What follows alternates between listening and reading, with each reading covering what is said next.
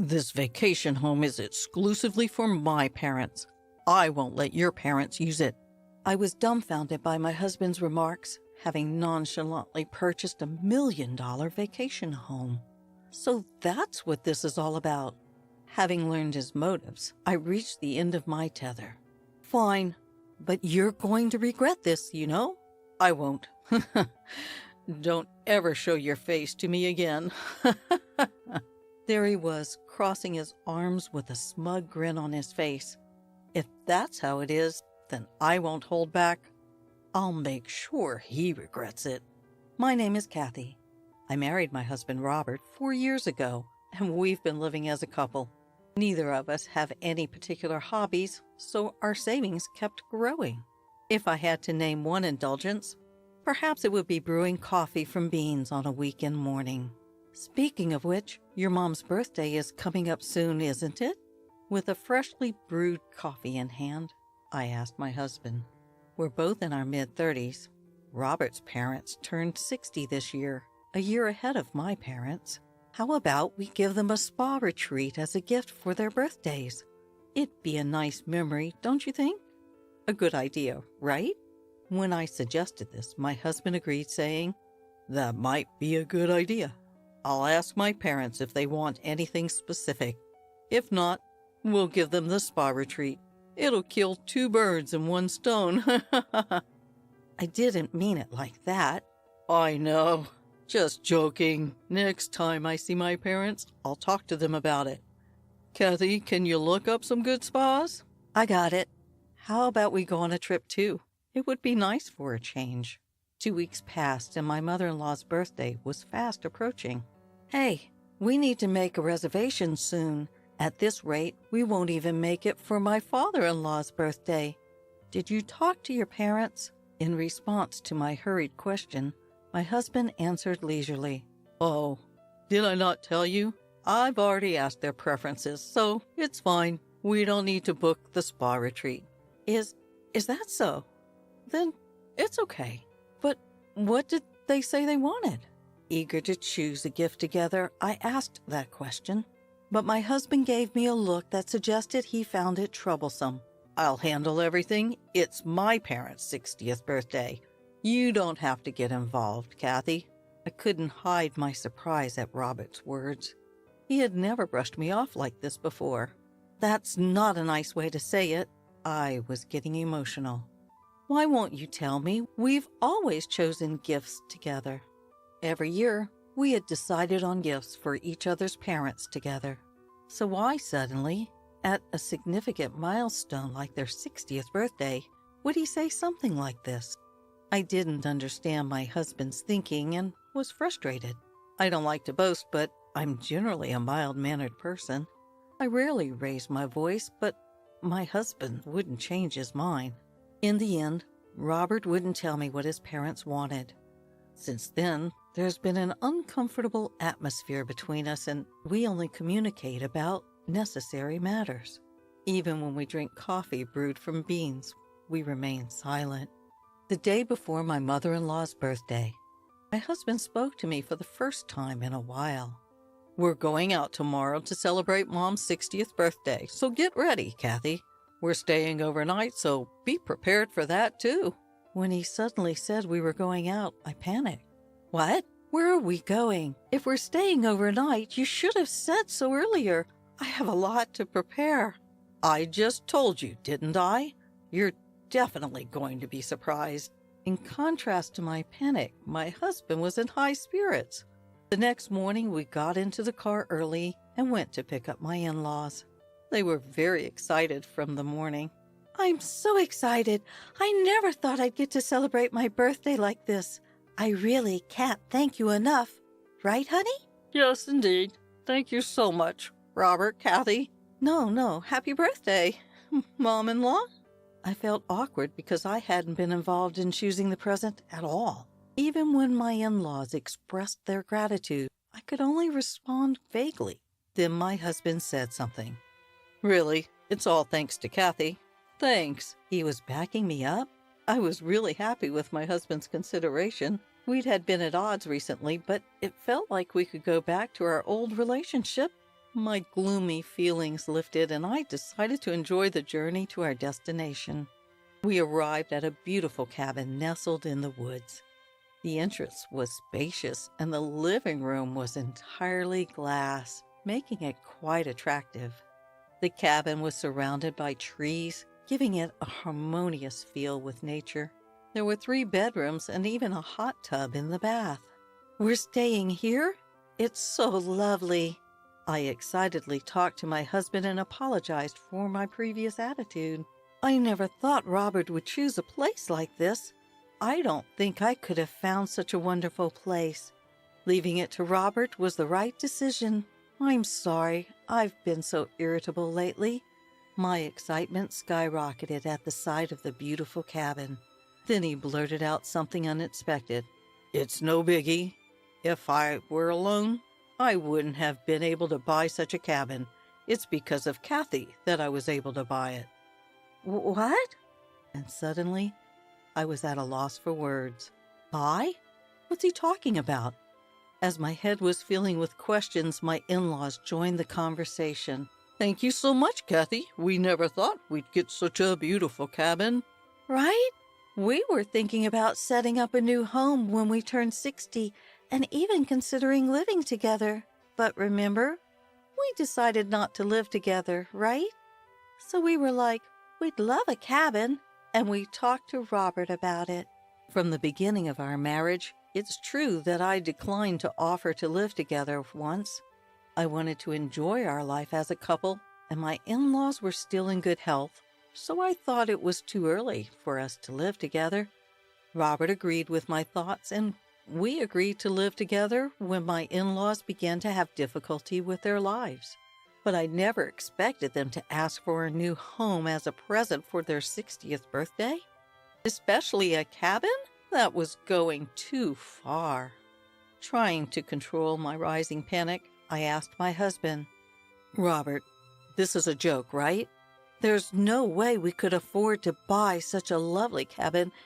What's the point in springing a surprise on me? It's mother-in-law's birthday. The surprise should be for her." "It's not a joke. This is a genuine cabin that we bought." "What?" Upon hearing my husband's reply, everything went dark before my eyes. While I was in a state of shock, he continued, "Man, it really saved us. They said I couldn't get a mortgage on my own income. It was a good decision to get a joint mortgage." "Hold on a minute. I didn't hear anything about this." "I just told you. And it's not a bad thing for Kathy, is it? You just said it was a lovely cabin. It's ours." "That's not the issue, isn't it? How much did this vacation home cost you?" My frustration aimed at him. He dropped a surprising fact. $1 million. "What? $1 million? It was for my parents' 60th birthday. I thought we'd splurge a bit," he said. The amount was more than I could have ever imagined, leaving me dizzy. As if to add insult to injury, my husband began to spill an astonishing fact. "We couldn't get a loan for $1 million property in both our names, so I used all the money we've been saving since our marriage, the joint account, as a down payment," he confessed. "What?" By this point, I was past beyond being shocked and was just plain dumbfounded. Why could he be so selfish without even consulting me? I couldn't understand it at all. Despite my shock, my husband continued nonchalantly, "Well, it's already bought. Can't do anything about it now. Besides, I took into consideration Kathy's option of not living together. Isn't that good enough? And this vacation home, we can do whatever we want with it. Our vacation times will be more fun, won't they?" His carefree attitude was nothing short of exasperating. But now that it's come to this, there's nothing we can do. Just as Robert said, this vacation home was indeed lovely, and our holiday enjoyment would increase. "Fine, it's already bought, so there's nothing to be done. But you could have at least consulted me," I muttered resignedly. At that, my husband brightened up and laughed. "That's more like it. I should have consulted you. I apologize. I wanted it to be a surprise for you too, Kathy. You're quite something, aren't you? Without my knowledge, Robert got a joint mortgage, even using our joint savings, but luckily, we don't have any big expenses coming up. I earn significantly more than Robert, and I have my own savings. Let's just accept it and think of it as a good purchase. Feeling resolved, I decided to enjoy the grand celebration for my mother-in-law's birthday party and a 2-day stay at the villa. Once home, I brewed a coffee and indulged in the memories of our villa stay. It was surprising, but the villa was really splendid. It had a wood-burning stove in the living room, which would be enjoyable in winter. Feeling happy, I spoke to Robert. Hey, when are we going back to the villa? I want to get some new dishes for the villa. Yeah, I'll check with my parents. Can't we go by ourselves? Well, the villa is technically in our names, but it was a present for my parents' 60th anniversary. It'd be wrong if they had plans, right? I had a bad feeling. Even though it's in our names, I thought it might practically become my in-laws' property. I quickly suggested, as it's our villa, we can invite my parents too, right? Yeah, if they're available. He answered non-committally, but he didn't refuse. That's a relief. The villa won't become my in-laws' property. But that was too optimistic. For the past 6 months, I'd not been allowed to stay at the villa once. I go there, but I can't stay overnight. I drop my in-laws off at the villa, am made to prepare food, and then have to return home. The next day, I pick them up from the villa, clean up, and drive them back. It's been like this for 6 months. Despite my many complaints, Robert always has some excuse and sometimes even yelled at me. But today, I'm not giving up, because soon it will be my parents' birthday. Hey, Robert, my father's birthday is in 2 months. We can invite them to the villa, right? It's our villa. I emphasized our villa and appealed to Robert. But his reply was the same as always. If my parents don't have plans. That again? It's always the same. We haven't stayed at the villa once in the 6 months since we bought it. It's always your parents who get priority. It's our villa. We should be the priority. Plus, I'm also paying the mortgage and the down payment. My parents should be able to stay too. Today, I'm not backing down. I put my foot down more than usual. Then Robert frowned, replied like this. Shut up. That vacation house is for my parents only. I won't let your parents use it. I suppose that was part of your plan all along, wasn't it? No wonder you bought the vacation house without telling me. The tolerance I had shown until now snapped in my heart, making a sound as if something had broken. I'll never forgive you. Don't think you can get away with such selfish behavior. I proposed the following to my husband. Fine, if that's how it is. I won't hold back any longer. Let's get a divorce. What the hell? You're such a petty woman. Well, whatever. I'm quite appreciated by my parents for buying that vacation home, and I'm sure my mom would do the housework. I won't be in trouble at all without you. Of course, if we're getting a divorce, I won't let you use that vacation house. Still okay with you? My husband had a triumphant look on his face, crossing his arms with satisfaction. I felt pathetic for falling for such a man's smooth talk, but it's too late to regret now. All that's left is to get my revenge. I lowered my voice and put pressure on my husband. You sure? You're going to regret it? Like hell I will. Fine, it's settled then. Don't ever show up in front of me again. The next day, I filed for divorce. It was accepted without issue, and I decided to head back to my parents' house on foot. The call from Roberts to my parents' house came a few months later. When I answered the phone, he was in a panic. Is that you, Kathy? What do you want at this point?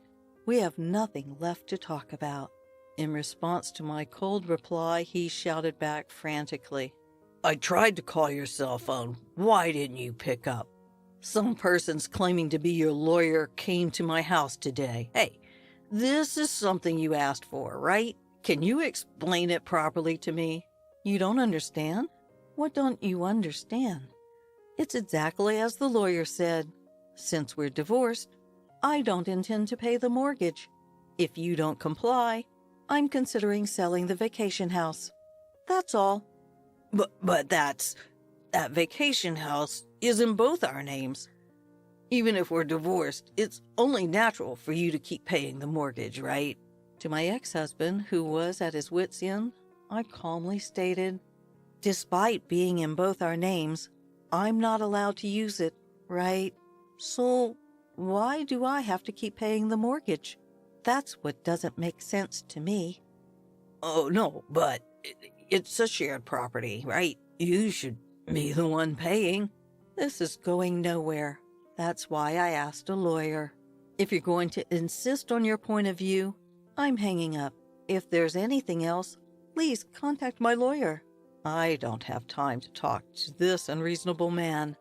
I have my own business to take care of. Hold on, wait up. I messed up. Let's use the vacation house alternately, okay? That should be fine, right? You're saying keep paying the mortgage and I'll let you use it in turns. I got no attachments to that vacation house anymore. After all, I already bought a new one. Wait, what? Yes, I gifted the vacation house to my parents for their 60th birthday. It's not exactly $1 million estate, but a cozy cottage that they love. Are we done here? I don't have time to be chit-chatting with you. Hold on, please. I quit my job. I know that. What? It was probably my father who caused it, wasn't it? My father is an executive in a top-tier company. He has many acquaintances, presidents, and executives of other companies. Robert's company president was one of them. Angry at Robert's treatment toward me, my father must have talked to Robert's company president about it. How can we have such a person in our company? The president expressed his anger. I don't know the details from there, but I had heard that Robert chose to resign on his own. I'm sure Robert's company president did something behind the scenes, considering the future. Hey, help me out. Robert pleaded with a tear-choked voice. I started receiving contemptuous looks from my coworkers. I chose to quit. I found a new job, but the salary is less than before. I can't keep up with the mortgage payments on my own. Your father is the cause, right? Then isn't it his responsibility to continue paying the mortgage? He's so self-centered. How much further will he go to satisfy himself? I was at my limit with his selfish comments. Sure, my father might have caused you to quit your job, but the one who created the initial cause was you, Robert, wasn't it? Don't twist it to suit your narrative. You're the one who's wrong for touching our shared property because you wanted to look good to your parents. You've brought this on yourself. I didn't think it would turn out like this. You reap what you sow. I hope you suffer in the depths of mortgage hell, you selfish jerk. Wait, please. I heard his desperate cry, but I hung up the phone without waiting. In the months following, I negotiated through a lawyer and finally got out of the mortgage for that vacation house. In the end, Robert couldn't continue paying the mortgage on his own, and the vacation house seemed to be sold. Because the property's value had decreased, it seemed Robert had ended up in debt. Even his in-laws were flabbergasted, and he is reportedly living a ragged life in a cheap apartment now. His parents, too, are now the talk of the neighborhood for losing the vacation house they were always boasting about. On the other hand, I'm leading a busy, fulfilling days as the vice president of my father's company. Now the happiest times are when the three of us visit the vacation house on our days off and relax with a cup of coffee. From childhood, I was raised and cherished by my grandparents. In a minor accident, my beloved grandmother passed away. During that time, out of the blue, I received a message from my long unheard from sister-in-law. The message read, "I need you to take care of your grandmother who passed away 3 months ago."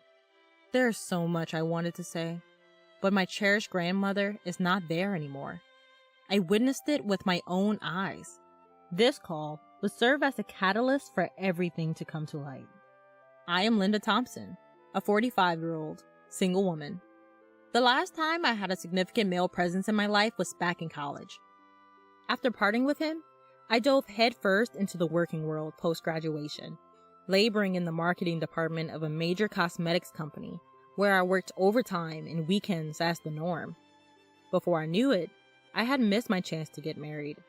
That's not the reason, but 6 years ago, I changed careers and took a desk job at a nursing home. I used to commute for an hour and a half one way on crowded trains, and if I made it back home on the last train, I considered myself lucky. Now, I work at a place less than a 10-minute bike ride away from home. I get the usual days off as per the calendar, and overtime is almost non-existent. But that's not why I changed jobs either. I've never moved out of my childhood home. I'm confident in my financial standing, and I'm pretty good at household chores, if I do say so myself. So, why haven't I moved out? Because I love my family, especially my dear grandmother. I was born and raised in California. The members of my family are my parents, grandparents, and my brother, who is 5 years my senior. His name is Brian Thompson, now 50 years old. While I just said I love my family, my feelings toward my brother are complex. I used to love him as my brother. He was a gentle and caring older brother, always looking after his little sister. But Brian changed. After graduating from college, he got a job in car sales, moved out on his own early on, and married a woman from his workplace just 2 years later. From then on, we gradually grew apart, and he never shows up at our childhood home. Not during Thanksgiving, not during spring break, not even during the Christmas holidays. I vaguely know that he lives somewhere in the South, but that's about it. I don't even know if he has children. I can't even remember when I last saw Brian's face, or when we last spoke on the phone. It feels like it's been at least 5 years. Ever since I became a manager, I've been super busy. I'm leaving everything home related to you. Those are the last words I remember from Brian. My current impression of him can be summarized as, what an unfeeling man. That's why I made a career change and decided to not move away from my childhood home, to protect the house. My parents are both retired. My grandfather, 93 years old, suffered a stroke a few years ago, and though he recovered, he requires constant care and can't live independently. Currently, my parents are taking care of him. And then, there's my grandmother, Betty Thompson, aged 92. My dearly beloved Grandma Betty. In our house, both of my parents were working, so it was my grandparents who took care of my siblings and me when we were little. Especially Grandma Betty. She taught me everything I needed to survive. These days, she can't get out much, but she's lively enough to walk around the house freely. That's why I decided to change my job and working in a nursing home so that I can take care of her if anything happens.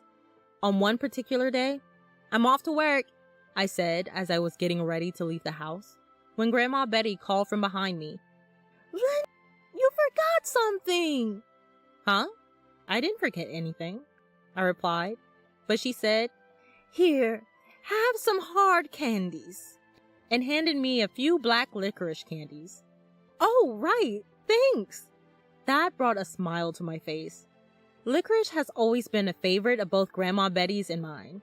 I put them in my suit pocket and left the house with a smile. Suddenly, tragedy struck. Or maybe it's called a tragedy because it happened suddenly, but that doesn't matter now. Grandma Betty had a severe accident. According to my father, after she had hung her laundry on the balcony upstairs as usual, she missed a step on the stairs and fell. It was something we always feared. We always told her to leave the laundry to Mom and Dad, that the stairs were dangerous and not to go upstairs. But Grandma Betty, like me, was stubborn. She was a believer in doing what she can do by herself. No one is to blame. It was just an unfortunate accident that could have happened at any time. Everything happened quickly after that. Grandma Betty, who had suffered complex fractures to her femur and pelvis, never made it home from the hospital. Just 4 months later, she passed away due to old age. Of course, I was sad, and I did cry. I cried and broke down crying, but I am an adult now, and now I am the breadwinner of this house. I don't have time to wallow in sorrow. Funeral, cremation, interment, I have to take care of everything. Grandma Betty was originally from the Midwest, and now we don't have any close relatives to contact. We decided at a family meeting to have a funeral only with close family members. We have to invite my brother and his wife. I thought they would come without hesitation, but I was wrong. I couldn't reach them by phone or WhatsApp. I also sent an email, but no reply. I sent a text message as a last resort, and the reply came on the day of the cremation. I'm very busy overseas for work. Sorry, but I can't make it. I'll send the money later, it said. I don't care about the money! Upon seeing the message, I found myself speaking out loud unintentionally. Could his job really be so important that he can't even make time to say goodbye to our grandma who adored us so much? It's hard to accept. Into Grandma's casket, her makeup impeccably done, looking like she was just peacefully sleeping, were placed flowers and a photo of Grandpa, along with her favorite black candy. Something changed in my perception of my brother while doing this.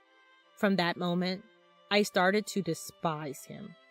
Since then, the seasons have changed, and it is now winter. For me, it doesn't matter whether it's spring, summer, autumn, or winter. I don't care if it's always winter or always summer. I've even considered quitting this job, but Grandpa is still alive. My parents will need care at some point too. I still need to earn a lot for that. With those thoughts, I was mechanically getting through my work during the lunch break on a weekday, my heart filled with emptiness. Then, I got a call from an unexpected person.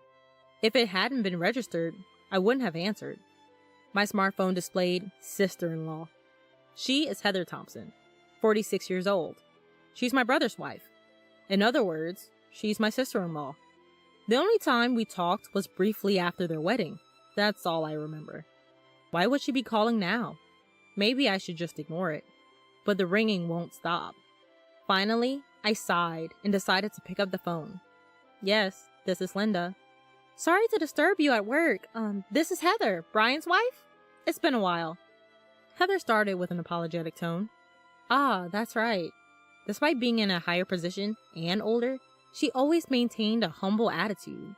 When she suddenly decided to marry my brother, she made sure to greet my parents and me, even on behalf of my brother. To put it simply, she's a good person. That's why I couldn't understand why she would contact me now. It's okay, but do you need something? I tried my best not to sound cold as I asked. It's hard for me to bring this up.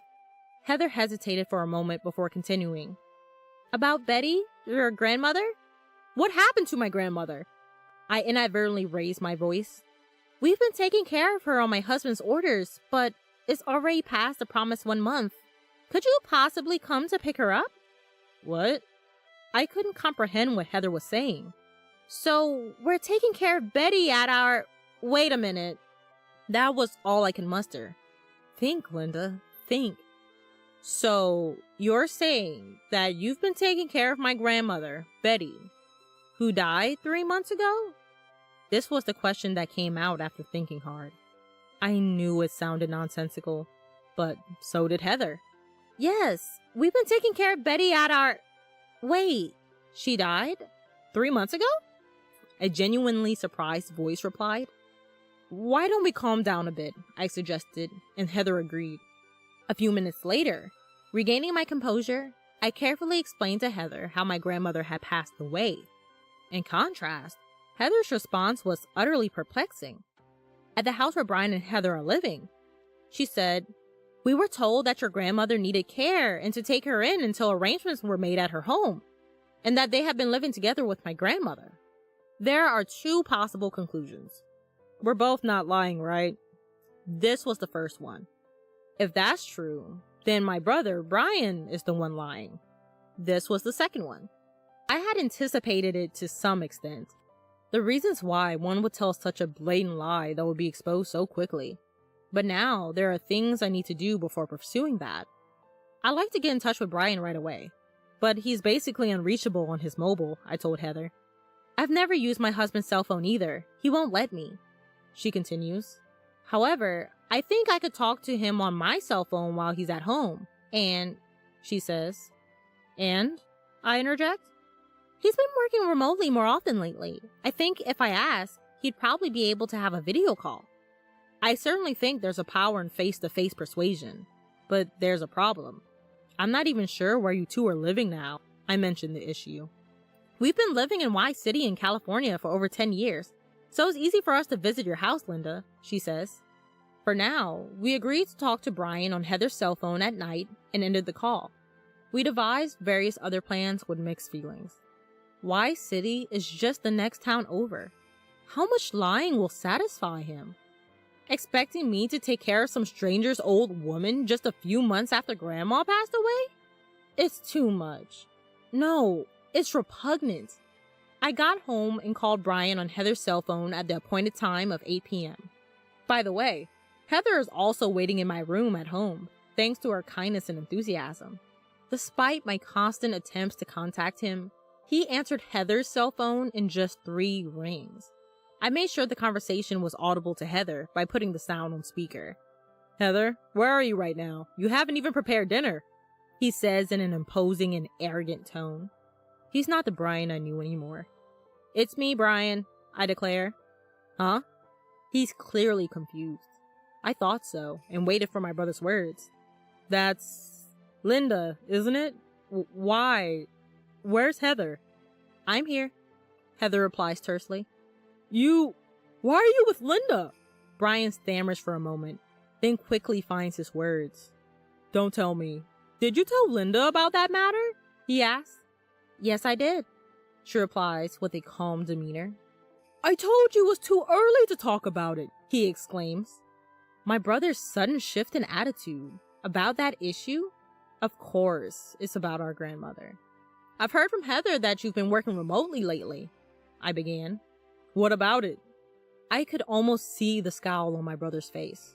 Why don't we talk face to face using a remote work app from here on out? I'll send you the ID and password, I suggested. If you refuse, I'll take Linda and go back home. Heather offers a cover fire. Fine. My brother grudgingly agreed in a reluctant tone. I sent the ID and password to my brother using Heather's smartphone. We waited a moment. Although the face that appeared on the computer screen was slightly fatter than the last time I saw him, it was undoubtedly my brother Brian. It's Brian. So, what's so important that we have to face each other to talk about? I'm busy here. His attempt to play dumb at this point made my blood boil. Isn't it obvious? It's about our grandmother. What do you mean by saying we should take in our grandmother who died 3 months ago? To my surprise, he replied calmly. You must be misunderstanding something. My brother calmly continues. Our grandmother isn't dead. I'm taking care of her at my place. It was you, Linda, who asked for this, wasn't it? What? I was at a loss for words. Was he really so afraid of Heather finding out the truth? Could a person really stoop this low? And this was my own brother. I was so angry that I was on the verge of tears. But I sent you a text message, I said through tears. I don't remember. Grandma's here with me right now. Do you want me to bring her here? I want you to bring her here. Brian was completely defiant. I had no time for tears. Brian left his seat and returned a few minutes later with an old woman in a wheelchair. Say hello, Grandma. Linda, it's been a while. I'm Betty. The old woman spoke in a halting voice. I just wanted him to stop this farce. I felt anger boiling up in me again. She's a completely different person. Indeed, the old woman on the computer screen was nothing like my beloved grandmother. For one thing, my grandmother would never call me Linda. As you age, your appearance changes. She's been showing signs of dementia recently, so it can't be helped that her memories of you are vague. Brian seemed determined to deny everything to the bitter end. So, you won't acknowledge the death certificate submitted by the district office? Of course not. Documents can be forged these days. He smirked. I was prepared for this. I had a plan in place. Just wait, I'll show you some evidence too. Evidence? Leaving a perplexed Brian behind, I exit the room. A few minutes later, I return to my room with the evidence. Well, isn't it Brian? Long time no see, you ungrateful one. Grandpa? You were supposed to be bedridden. Faced with the sudden evidence, Brian's eyes grow wide. At one point, I was prepared to die. Even now, I can't go to the bathroom on my own, but my brain's still in good shape. Grandpa continues. I've heard all about it from Linda. Are you saying that the one there next to you is my wife, Betty? Nonsense. Betty was a lot more beautiful. Uh-oh. Cornered, Brian hangs up his phone. He's probably trying to log out of the video call. Heather, who had remained silent till now, spoke up. Are you running away, Brian? Going to Catherine's place? Brian's face turned pale, clearly visible even through the computer screen. How do you know that? I've thought this for a while now, Brian. You underestimate me, Heather insists. Your grandmother has frequently let it slip. Catherine, Catherine. Of course, it's not my name, nor my mother's. Well, that's... I also confirmed with Linda, and she had no recollection of the name Catherine. I had a suspicion for a long time, and hired a private detective to investigate possible infidelity. What? The results came out quickly.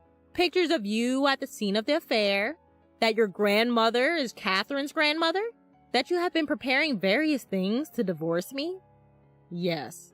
Everything started from Heather's women's intuition, that Brian had a high chance of having an affair with another woman, a relationship with a late 20s subordinate at work named Catherine. Brian had taken over the care of her dementia-stricken grandmother to win favor with Catherine. He was also plotting to dump her into a care home and push her off of my family home before admission. That he was planning to divorce Heather without any blame and remarry Catherine using every means possible. Heather proved all of this and then approached me.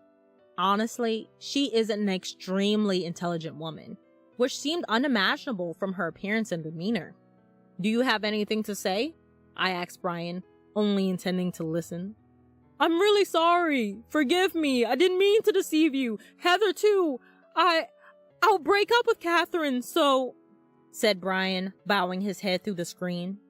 Science these days have certainly developed. We can clearly see your crying face from afar. Grandpa, please help me. Fool. After using Betty and betraying my beloved granddaughter and daughter-in-law, I don't ever want to see your face again. This is the last time. Linda, you too? Well, the most authoritative person here is Grandpa. And by the way, I also never want to see your face again. Heather. I've already completed the divorce mediation process. I'm going back to my parents' house, so let's meet in court next. Well then, goodbye, big brother. With those words, I hit the exit button on the remote conversation on my laptop. The seasons have changed, and it's now the time of the autumn equinox. I was alone, visiting my grandmother's grave. With hands clasped together, I made various reports in my mind. Brian divorced Heather. Naturally, the outcome was overwhelmingly in Heather's favor. Brian ended up having to pay an enormous amount of alimony and even came crying back home at one point. However, thanks to Grandpa, who's still mentally sharp, a virtual disownment took place. Apparently, even his will states Brian is no longer family. He had wished to remarry Catherine, but women in this world are not so sweet to marry a divorced man in his 50s with not only zero savings, but debt. Eventually, he had to quit his longtime job at the automobile company, and now he's reportedly living in a cheap one-bedroom apartment and paying alimony while working odd jobs. In this day and age, it's probably difficult for someone over 50 with no significant qualifications to get re-employed. It's all a case of reaping what you sow. Most of the information about Brian came from Heather. Heather and I hit it off after that, and we meet quite often for tea as friends. With that being said, I finished everything, grandmother. I'll come again, I said as I stood up from the gravestone. Then, a slightly strong breeze blew, and at the same time, I heard a voice I loved so much. Linda, thank you. Please take care of your grandpa for a little while. Grandmother? I muttered. Then I suddenly noticed that I was gripping something in my right hand. There was a piece of black candy in my palm. That was strange. I didn't bring any black candy as an offering today. I'm not particularly a believer in gods or ghosts. Could it be grandmother? No, that couldn't be. There's always black candy at the altar, so I must have picked one up unconsciously and put it in my pocket, then forgot about it. But if I think that my grandmother is still watching over me somewhere, I feel like I can keep doing my best in life. Thank you, grandmother, I murmured, looking up at the sky, and left the graveyard. Where are you right now? Are you safe? Half shouting, I check on Jace's safety, who I suspect is at the scene of the fire. But on the other end of the phone, he dismisses me with an air of annoyance. What's this all about? I'm at work, you know, and don't call me when I'm working. He grumbles and abruptly hangs up. There's no way someone could be casually working at the site of a fire. Upon realizing Jace isn't at his workplace, I am convinced of his betrayal. I decide to execute the plan I had been preparing for a while. My name is Julia Gomez, 29 years old. As a nurse working in a hospital, I confront numerous patients every day. Even now as an adult, I enjoy being of help to others, having always been told that I'm good at caring for others and I enjoy taking care of people. That's why I even think of nursing as my true calling. I have a beloved husband, Jace, whom I've been married to for 2 years, and we've enjoyed our married life in his company housing. I met Jace through a mutual acquaintance 3 years ago. At a drinking party where a few friends gathered, Jace, perhaps because of his shyness, got drunk at a fast pace and went down early. Whether it's because of my profession as a nurse or my inherent personality, I couldn't leave a drunk Jace alone and ended up taking care of him at my place, despite it being our first meeting. The next day, Jace, who didn't remember anything, said with a serious look, "I'll take responsibility," to which I burst out laughing.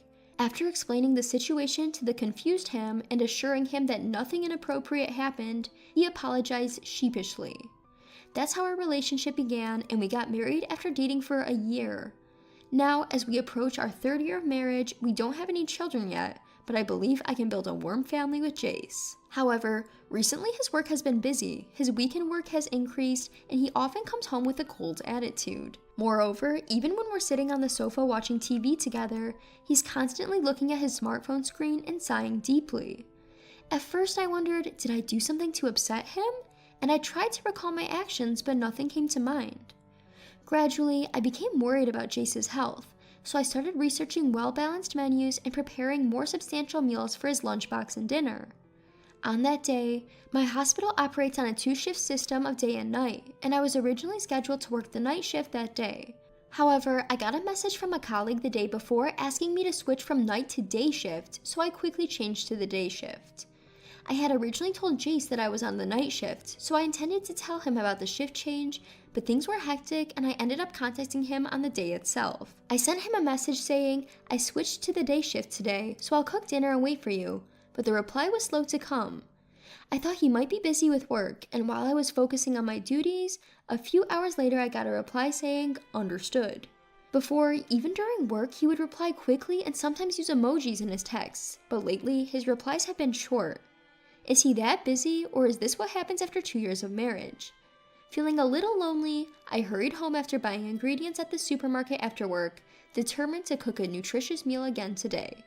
Today's cooking was a great success, even by my standards. I dish up the finished meal, take a quick photo, and post it on my cooking account on social media. While I enjoy cooking for Jace, posting photos of my cooking on social media has also become something I look forward to. A few minutes after posting the photo, I get a notification on my social media. Heh, they're commenting again so soon. One of my cooking friends I met through my social media cooking account has been commenting a lot lately. It was refreshing to have a connection different from my work colleagues, and it made me happy. While I was doing that, Jace came home from work, and I, who had been waiting to have dinner with him, hurriedly reheated the food. "Welcome home, dinner's ready. Did you have a busy day again?" Thanks. Yeah, I guess so, I'm tired. But more importantly, you had a sudden shift to day work, huh?" I see Jace, who's changed into his loungewear, sit down in his chair looking exhausted and bring over the reheated food.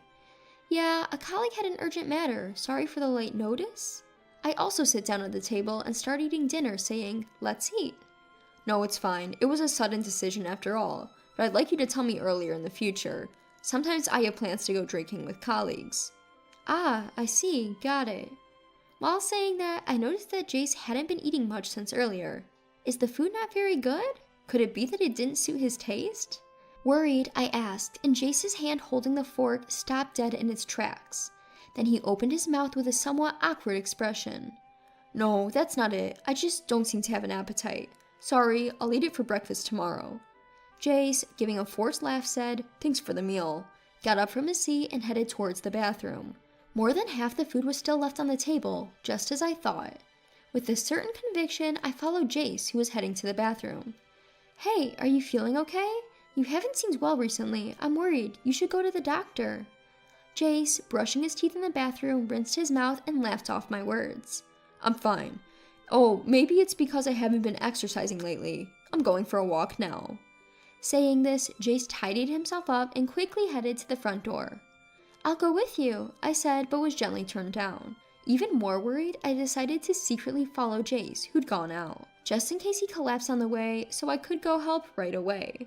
Even though that's what I was thinking on the surface, somewhere in my heart there might have already been a different anxiety swirling around. That anxiety was soon confirmed as I started tailing him. Contrary to my concerns, Jace, who was walking spiritedly, stops in front of a park a short distance from the house. He looked around and seemed to be contacting someone on his smartphone. Then, a white car pulled up. Jace approached the white car and chatted briefly with the person in the driver's seat. It's too dark to see clearly. As I got a little closer, I could see the person in the driver's seat. A young woman with long curly hair giving a seductive impression. The moment I saw her, my hand naturally pulled out my phone and activated the camera. Jace getting in the passenger seat, the woman laughing. I reflexively captured the scene in a photo, and by the time I had came to my senses, the car with the two of them had driven off. Surprise, along with confusion, suspicion, and various emotions swirled around in my head, leaving me unable to move from the spot.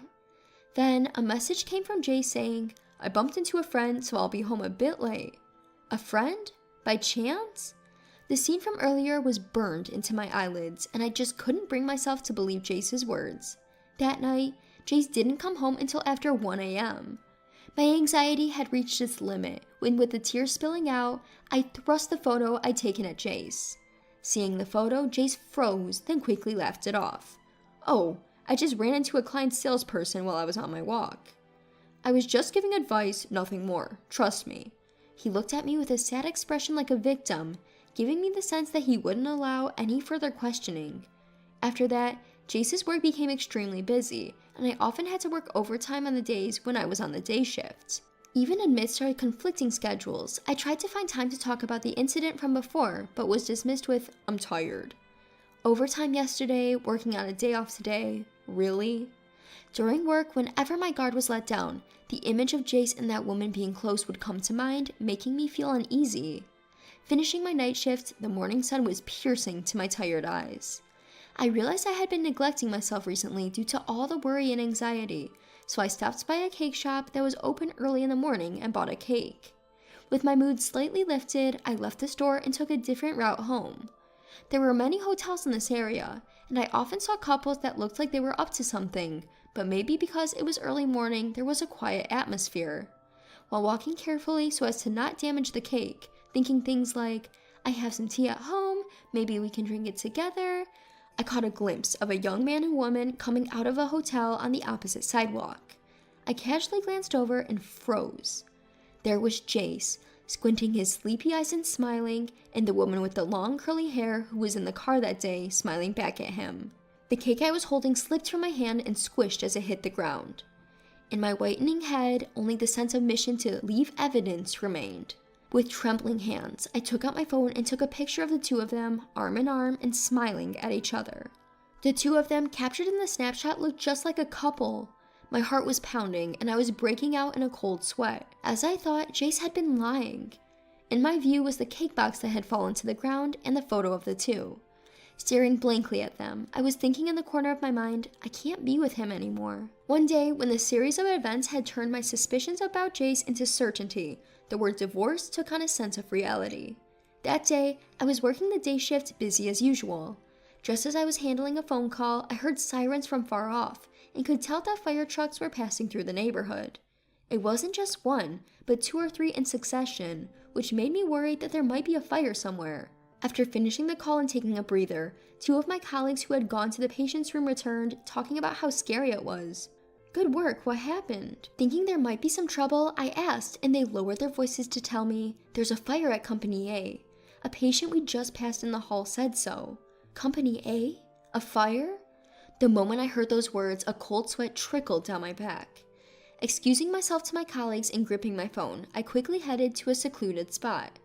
Company A, where the fire was reported, was where Jace worked. With a prayer-like feeling, I called Jace. As usual, I had seen him off to work that morning. Since the series of events, we hardly saw each other at home and talked less, but I never missed seeing him off in the morning. Please pick up. As if my prayer had been answered, on the 3rd or 4th ring, I heard Jace's voice say, "Hello? Where are you? Are you okay?" To me, who was half shouting to confirm his safety, the man himself sounded annoyed. "What's the matter all of a sudden? I'm at work, you know, and don't call me during work hours." He grumbled and hung up after a single sentence. Only the end of call tone, a beeping sound came through my earpiece. From Jace's response, I was relieved to know that he wasn't caught in the fire, but I felt a big discomfort. There's no way he could be working normally at a place where a fire was happening. Furthermore, I was increasingly angered by his words and attitude, which seemed to trample on my feelings of concern. Jace is probably not at work right now. I saw him off to work as usual today, but the place he went to was definitely not his workplace. Since we got married, I might have unknowingly been seeing him off to another woman's place all along. Out of the corner of my eye, I thought I saw his shimmering, long, curly hair. I made up my mind and made a call to a certain person from my clenched phone. After finishing my work safely, I hurried home and began to pack up the furniture and appliances around the house. Then the doorbell rang. Ding dong! When I opened the front door, it was not Jace standing there, but a friend from college. This friend knew about me and Jace's situation and had volunteered to help with this running away from home. Despite my sudden request for help moving my belongings from work, she readily agreed. "Thank you so much, I'll treat you to something next time." Feeling apologetic, I said, but she returned with a smile. "You've had it tough, haven't you? I'm always ready to help." I felt grateful for having such a good friend, a feeling that had faded recently, and my heart warmed. Together, we moved out the furniture and appliances and also loaded the clothes I had prepared in advance into the car. The room, now missing the furniture and appliances I had been using since my single days, had hardly any belongings left and seemed very empty. Looking at such a room, I asked myself again if I had any lingering attachments to my past life. No, I don't need it anymore. Without feeling any pull to stay, I briskly turned on my heel. My destination was an apartment near my workplace. Actually, on the day I saw Jace leaving a hotel with a woman, I went straight to a real estate agent in a rush. I wasn't sure about getting a divorce yet, but I had rented an apartment just in case. Pleased with my own decision, I checked the items I had moved into the apartment and began to unpack. Then, I remembered something and pulled out my phone. Holding the phone to my ear, I waited for the robotic voice guidance to start. Several hours later, after settling down from moving, while I was taking a break, I got a line call. Checking the display, I saw the name Jace. Exhaling deeply, I waited a moment before answering. "Hello?" "Julia, where are you? When I got home, it was empty and I can't use my phone anymore. What's going on?" Most of the stuff at home was originally mine, so I just took it with me. And as for the phone, it was under my name, so I canceled it. His frantic voice came through the phone, but I calmly stated the facts. "By the way, isn't your phone unusable?" "Well, I'm only able to use Line because I'm connected to Wi-Fi. No, more importantly, you said you took the stuff. You're not seriously running away, are you? This is a joke, right?" As I heard Jay still not understanding the situation, my irritation grew. "Are you seriously saying that? Don't tell me you forgot about the call this afternoon. Someone who's at work can't just keep working calmly when there's a fire happening, right? Struggling to keep my voice from shaking with anger, I asked something I wanted to know for a long time. Where were you and who were you with instead of going to work? At my question, Jace took a breath and fell silent. After a brief silence, Jace, perhaps unable to withstand my silent pressure, reluctantly began to speak. Look, the story about bumping into a female client while walking, it was a lie. The truth is, she's a colleague from work and I was at her place today. What Jace confessed was the story I had anticipated. He had been involved with the company receptionist, Savannah, for about 6 months. He had been seeing her on the days I worked the night shift. But recently, as Savannah became more demanding, he had lied about having to work overtime on his days off just to see her. And today, they both had taken paid leave and spent the day at Savannah's house. They only found out about the fire when Savannah's phone received a call from their office. Having confessed everything, Jay still pleaded over the phone. I want you to forgive me. I thought, what a joke. I'm glad to finally hear the truth from you, Jace. Despite our short marriage, I was doing my best to build a good family life. Over the phone, I could tell that Jace was trying to stop me, saying, wait, but I ignored him and said, I want a divorce due to your infidelity. Let's discuss the issues of damage through our lawyers. Goodbye.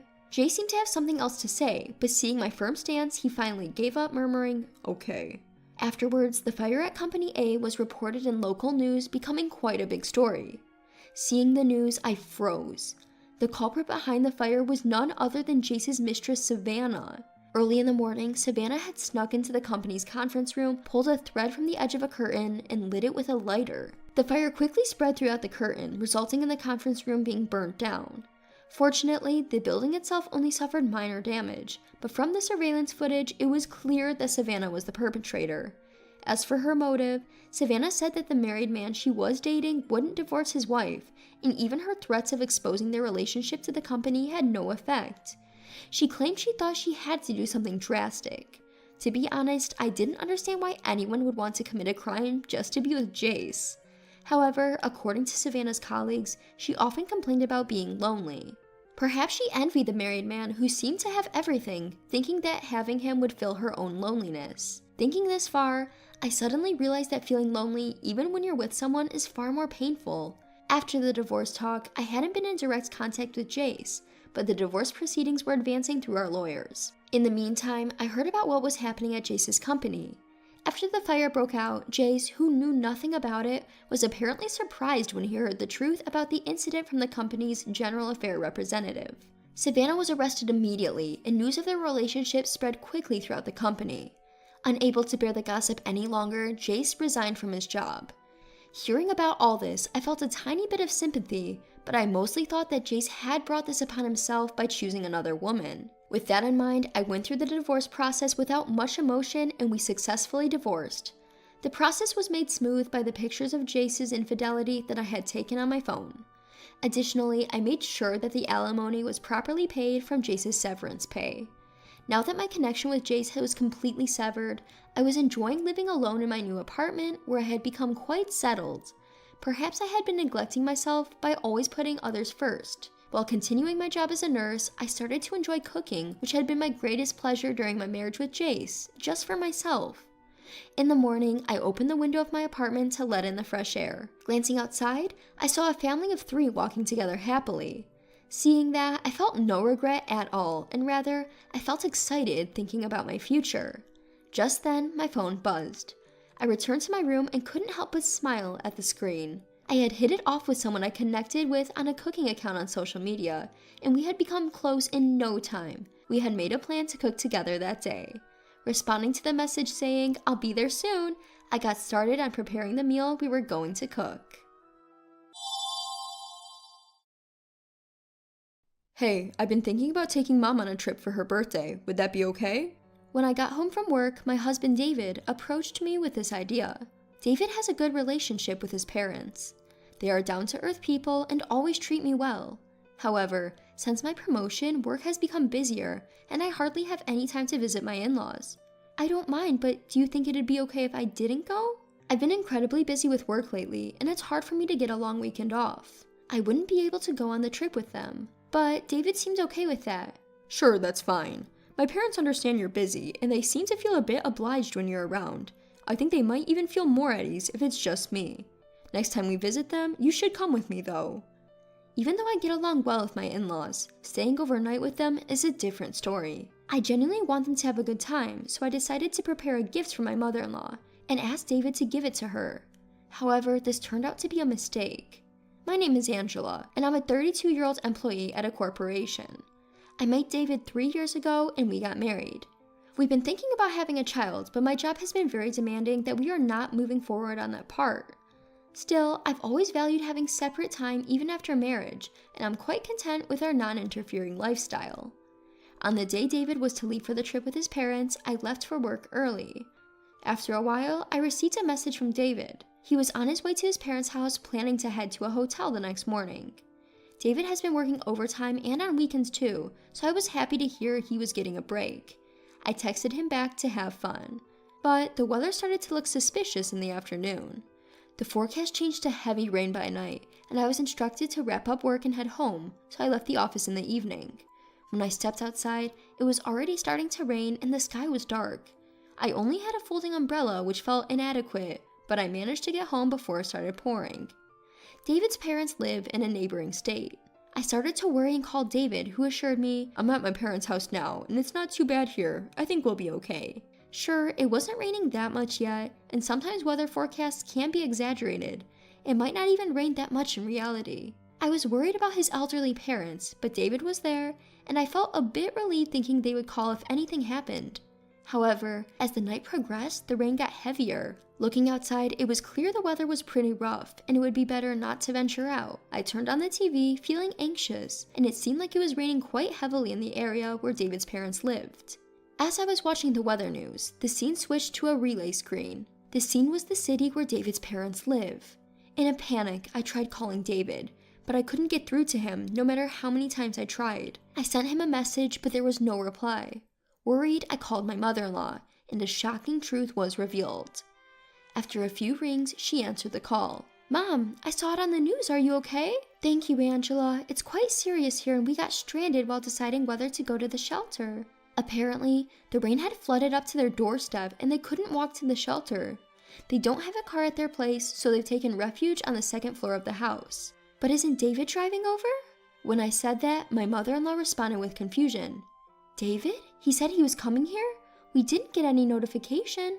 "What?" Our conversation wasn't lining up. As we slowly pieced things together, it seems my mother-in-law thought David was headed to their house out of concern due to rain. "No, he was supposed to go on a trip with you guys starting from tomorrow, right? He said he'd leave in the morning, so he was heading over today. He told me he had arrived a while ago." "A trip? What are you talking about?" At this point, I began to understand, but for now, I was more worried about my in-laws. I told my mother-in-law to gather necessary items and hopped into my car.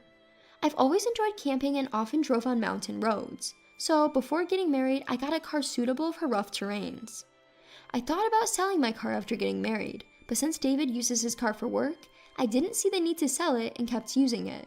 I hadn't been camping lately, so the car hadn't been used much, but I never thought it would be useful at a time like this. After about an hour, I reached my in-laws' house. The rain seemed to have lightened up a bit. However, it was uncertain when it would get worse again, and the nearby river was reportedly rising. We had to get away from there as soon as possible. I told my in-laws to get into the car quickly and brought them to my house. Once we arrived, I served some tea. They seemed to relax and I felt at ease too. Then, my father-in-law spoke up. "Angela, we can't thank you enough for all that you've done, but we can't reach David either. We'd like to know what's going on." I couldn't lie at this point. I told them that David had left the house saying that he was going on a trip with them. However, they said they hadn't heard anything about it. I had a bad feeling about this. I went into David's room. There, several travel magazines were lying around.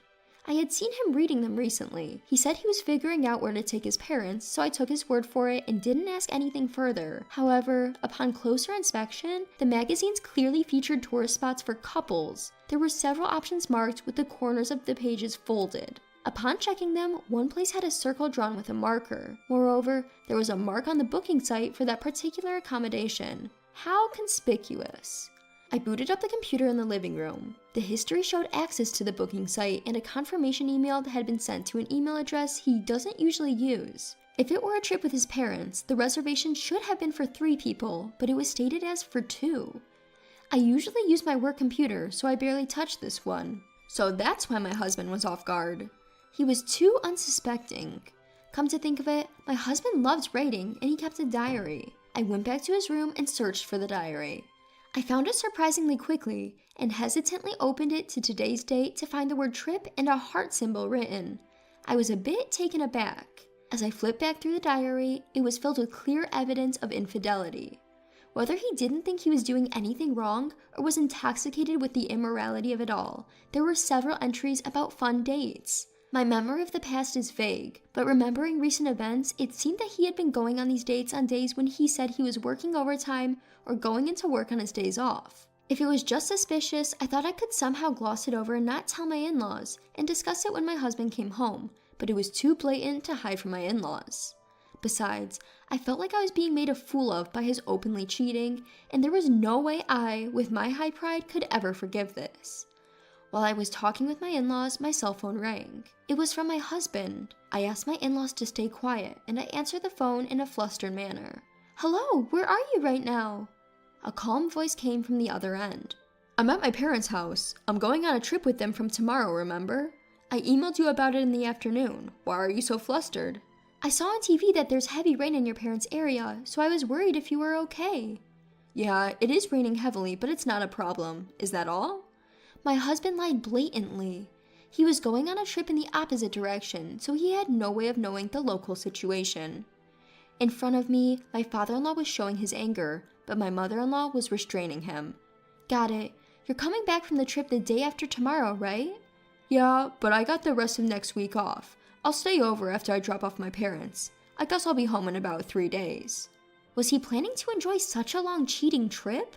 Suppressing my anger, I somehow managed to hang up the phone. Then I told my in-laws, "I'm sorry, I don't think I can continue with David anymore. He was cheating so blatantly. David must be planning to end things with me as well. Well, if that's the case, before he brings up divorce, I'll divorce him. It's my only pride. Fortunately, we don't have any children and my job is going well. It shouldn't be much of a problem if I got divorced and became single. Rather, if I don't have to do housework for my husband, it might be easier than it is now." My mother-in-law was crying and my father-in-law was furious. My in-laws apologized to me repeatedly, but they are going through a tough time too. This is not the time to make an apology to me. Besides, it's my husband who's at fault. I don't think it's my in-laws' responsibility. Surely he would get at least some information about what's going on at his parents' place from TV or the internet. Yet he didn't even contact his parents to check if they were okay. Maybe he's too infatuated with his affair partner, but no matter what, it's too much. I thought he was someone who could cherish his parents, but I was disappointed by this incident. I said to my in-laws who kept apologizing, "Could you give me a hand then?" The next day, I took a day off from work to put a plan into action. After a night, the rain had stopped at my in-laws' place and it was reported on TV that the damage wasn't severe. My in-law seemed relieved. After confirming that, I started to tidy up the house with the help of my in-laws. I called a friend who was a real estate agent and started looking for a place I could rent immediately. My friend said that since it was the off-season, there were places available for immediate occupancy and he would send me some options. In between tidying, I contacted a moving company, and because it was also their off-season, they said they could move me the next day. Things moved quickly, and luckily I found a place near work, so I decided to settle there. With the help of my in-laws, we almost finished tidying up by evening and I saw them off. The next day, I was going to move out of the apartment where I had been living with my husband. I had no hesitation about moving quickly.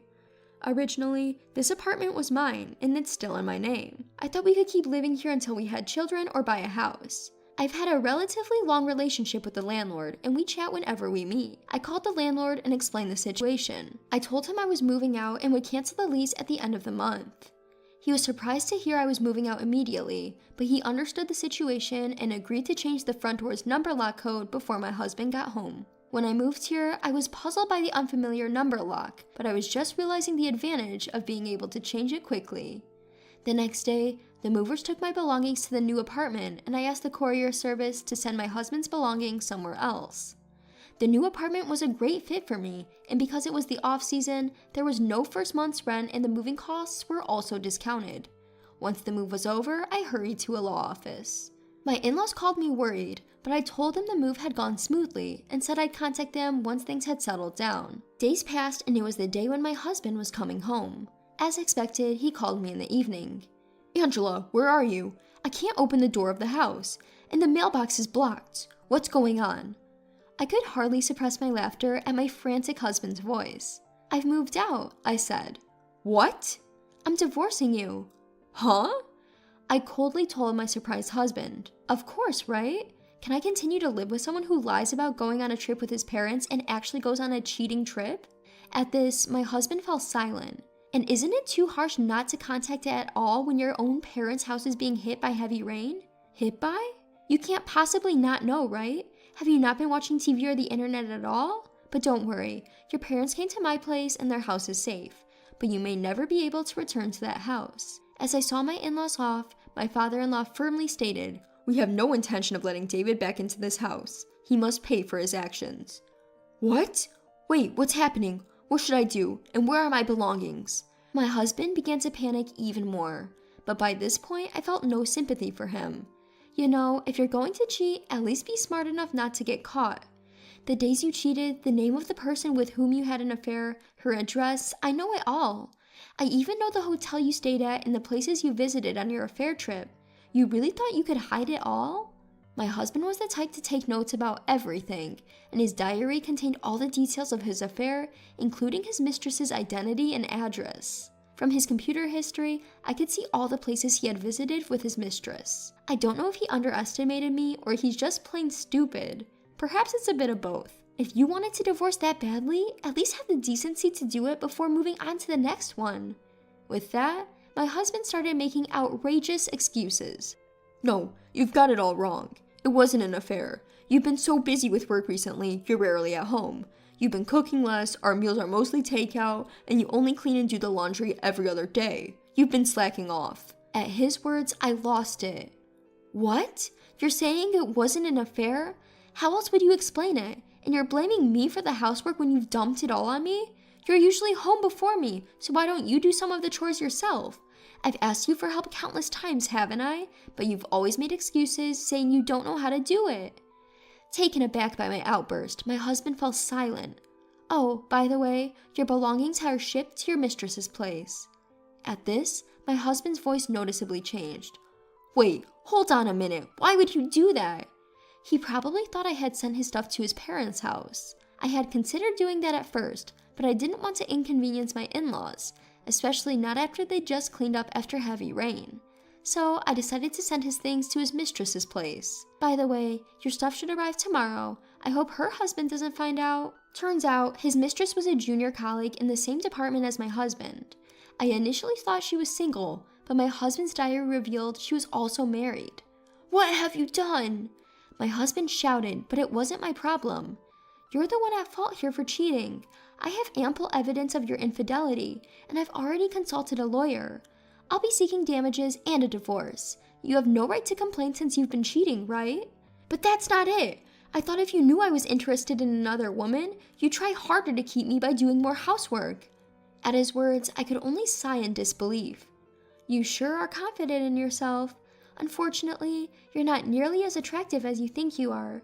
You've really overestimated yourself. Let me shatter that image for you." With that, I hung up, fully intending to make a fool of him.